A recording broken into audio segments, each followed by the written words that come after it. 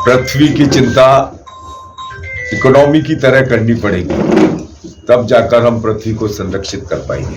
पृथ्वी को बचाने के लिए हीट वेव से बचना पड़ेगा और हीट वेव से बचने का एकमात्र समाधान है कि अधिक से अधिक सघन वृक्षारोपण किया जाए और वृक्षारोपण किया ही ना जाए, वृक्षों को बचाया भी जाए और लोगों को भी बचाने के लिए प्रेरित करें। पृथ्वी दिवस पर हमारा सबका संकल्प हो, जनसंख्या का नियंत्रण हो।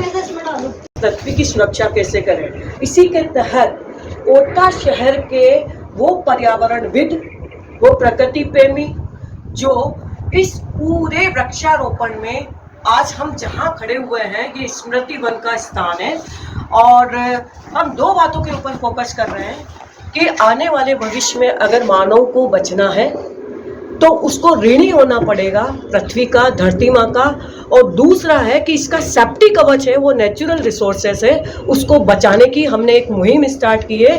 और तीसरा हमारा मोटो है कि अपनी जीवन शैली में हमें स्वयं बदलाव, परिवर्तन लेकर आना पड़ेगा। पृथ्वी की चिंता इकोनॉमी, अर्थव्यवस्था और घर के बजट की तरह करनी पड़ेगी। Thank you. पृथ्वी की ऊपरी सतह पर सब कुछ खत्म हो गया है, लूट लिया और अब धरती के नीचे चले गए हैं उसका दोहन करने के लिए। अरे इंसान पाताल लोक तक जाकर पृथ्वी को सताने के लिए पीछे पड़ा हुआ है, अब तो सुधरो।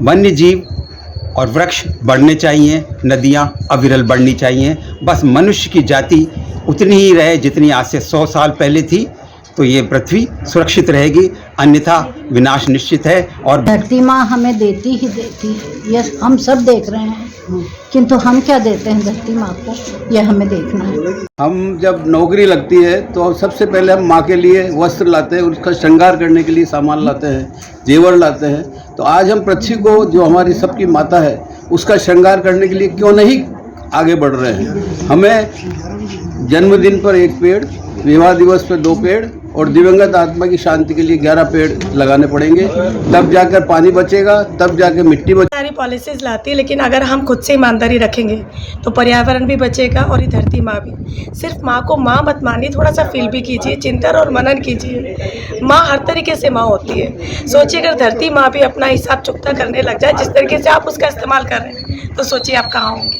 पृथ्वी का पहनावा प्रकृति है और प्रकृति को संरक्षित करना प्रत्येक मानव का धर्म है, ताकि हमारा जो जीवन है वह सुचारू रूप से चले। हर जगह से पुकार आ रही है, जियो और जीने दो। इन सब का मकसद एक ही है, पृथ्वी को बचा के रखना है।